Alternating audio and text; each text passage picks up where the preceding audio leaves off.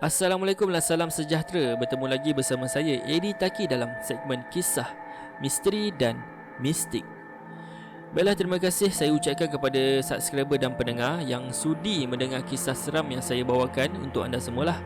Dan kepada yang belum lagi subscribe, anda boleh tekan butang subscribe, tanda sokongan anda, dan tekan butang loceng untuk mendapatkan notifikasi terbaru daripada channel inilah. Jadi, berikutan dengan kes COVID-19, kerajaan Malaysia sudah pun melaksanakan perintah kawalan pergerakan bermula pada 18 hingga 31 Mac tahun 2020.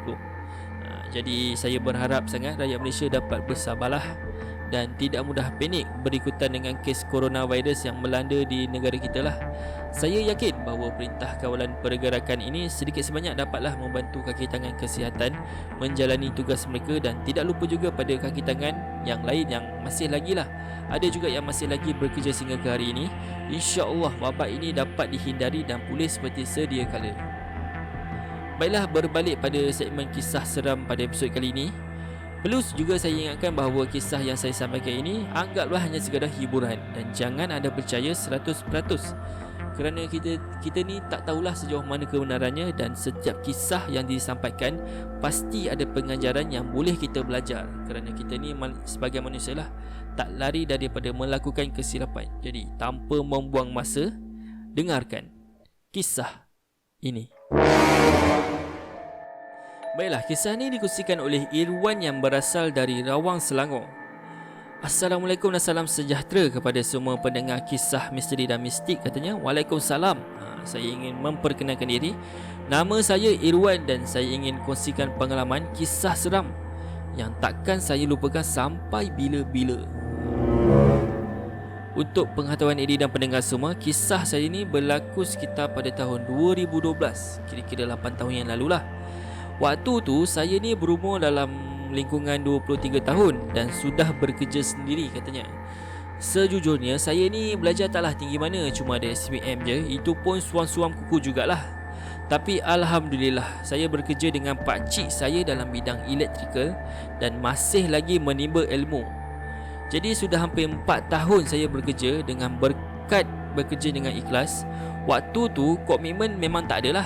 Jadi dengan duit yang dah lama saya simpan ni, saya mampu tahu beli sebuah kereta Puro 2 Viva baru. Jadilah ada kenderaan ke sana ke sini kan. Tapi para pendengar semua faham-faham je lah, kalau dah orang muda, tak ada komitmen lain yang perlu dibayar, dapat pula kereta baru. Rasa macam nak pusing satu Malaysia rasanya. Dan waktu tu saya ingat lagi kereta pula baru keluar daripada showroom lah, dan tak sampai seminggu. Tapi tak dapatlah saya rasmikan disebabkan kerja-kerja yang terlampau banyak.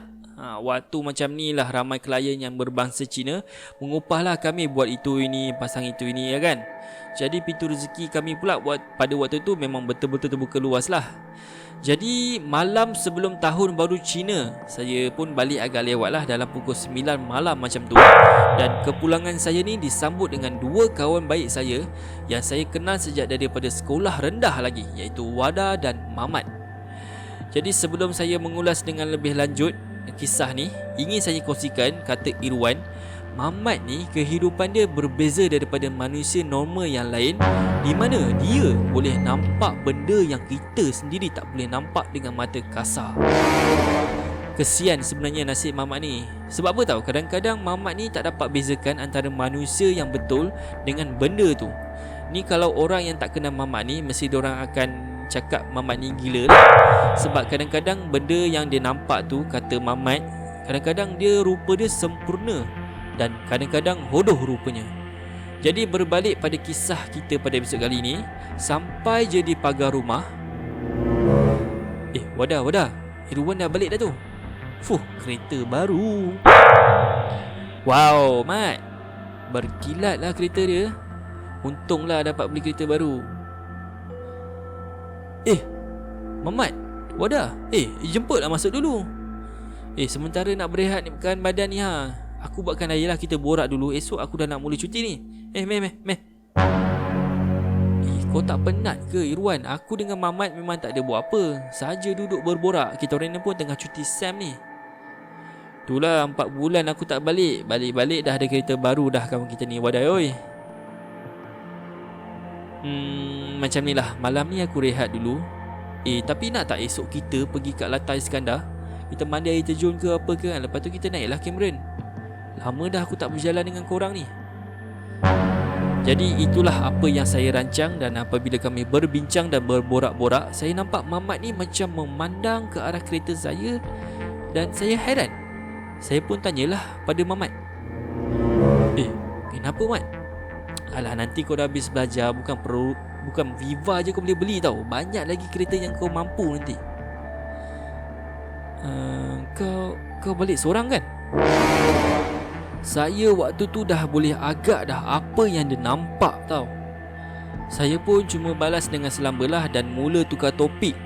Sebab saya dah kenal Mamat ni macam mana orangnya. Aduh, waktu tu meremang bulu roma walaupun saya tak nampak. Cuma dia yang nampak. Selepas selesai berbincang pada malam tu, keesokan harinya kami pun bertolaklah dari rumah. Dan kami pun sampailah di destinasi kami, iaitu di Latar Iskandar lah. Tapi kami bertiga ni tak lamalah di sana. Cuma banyak berborak je lah. Bila dah habis SPM, Wada dengan Mamat ni pula dia terus sambung belajar.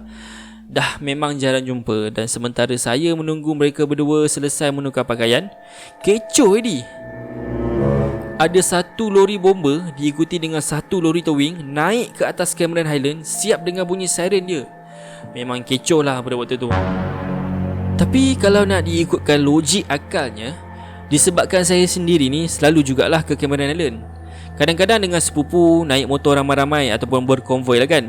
Jadi apa yang ada di Cameron Highland tu saya dah tahu dan familiar. Di mana dekat kawasan Berincang tu memang ada satu jabatan bomba. Tapi bila saya nampak lori bomba naik daripada bawah, ini mungkin ada sesuatu yang teruk yang berlaku lah di Cameron Highland, sampaikan yang jauh perlu naik ke atas. Jadi selepas kami selesai bersiap dan jam sudah menunjukkan hampir pukul 5.30 petang, dalam rancangan kami, destinasi kami yang seterusnya adalah Pasar Malam Cameron. Sebab sesiapa yang datang ke sini pada hujung minggu lah biasanya, pastinya wajib singgah sebab banyak street food yang sedap-sedap. Jadi kami pun jalanlah. Sedang saya memandu ni, tiba-tiba alamak, baru saya teringat tahu pasal bomba yang naik sebentar tadi. Ini confirm jalan akan jam. Jadi betul lah sangkaan saya, jalan nak ke pasar malam tu memang jam lah, dalam keadaan sesak dan tak bergerak. Wada ada cakap, tak apalah kita patah balik je lah. Sebab kalau dah jam macam ni, 2 jam pun belum tentu kita sampai. Nak memotong bahaya. Sebab siapa yang pernah pergi ke Cameron Highland tahulah jalan dia macam mana. Tapi alang-alang dah sampai, Mamat berpendapat sama seperti apa yang saya fikirkan. Sebab kita teruskan je lah perjalanan, sebab alang-alang dah sampai kan. Tapi yang peliknya, dalam 30 minit macam tu, tiba-tiba tau perjalanan kami ni kembali lacak.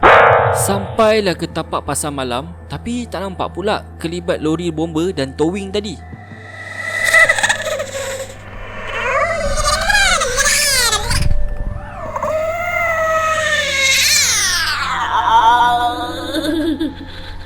Jadi selesai kami berjalan-jalan, siap belikan sayur, jagung dan buah-buahan untuk keluarga masing-masing, kami pun nak balik lah. Tapi sebelum balik, Wada ada beritahu yang dia ni teringin sangat tahu nak makan coklat kek berdekatan dengan ladang teh.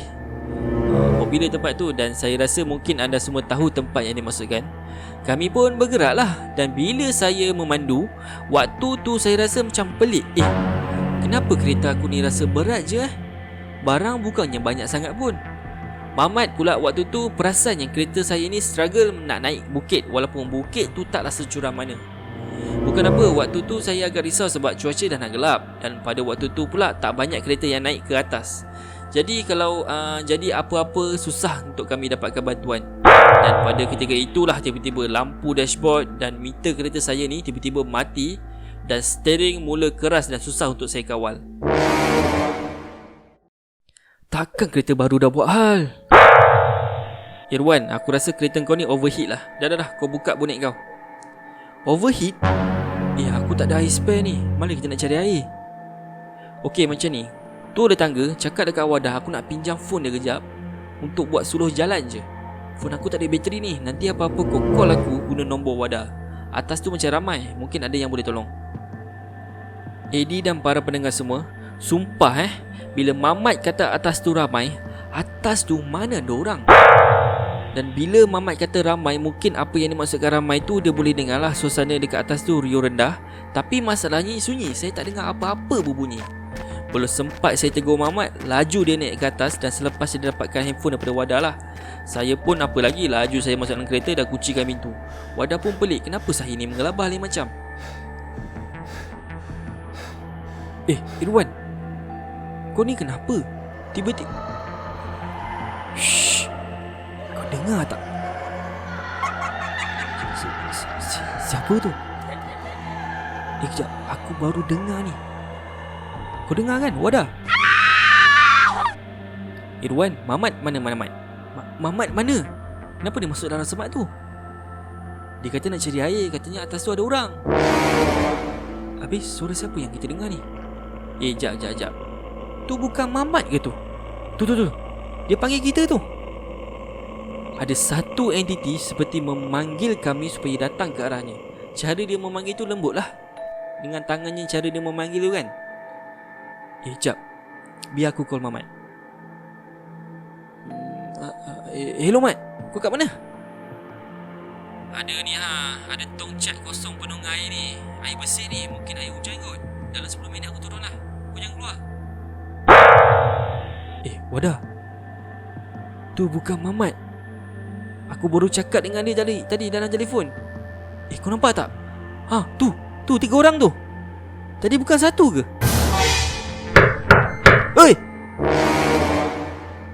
Oi, kau jadi apa? Ni aku bawakan air ni. Cepat tolong aku suluhkan lampu. Mamat, bila kau turun?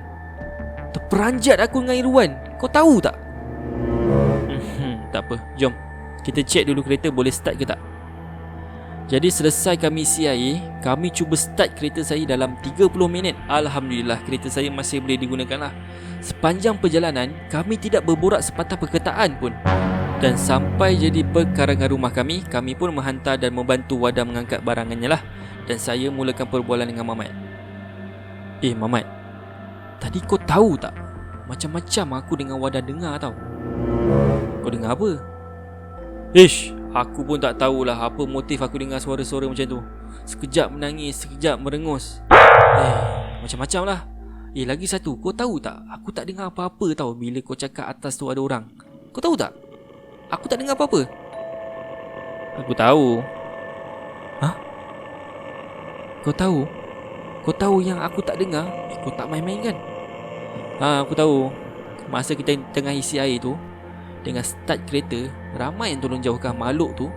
Punca sampai kereta kau berat sampai macam ni lah. Mat, apa ni Mat? Tak ada apalah. Ni esok kau jangan lupa bawa kereta ni pergi service center. Alang masih dalam waranti kan. Nanti aku cerita dekat kau apa yang aku tahu.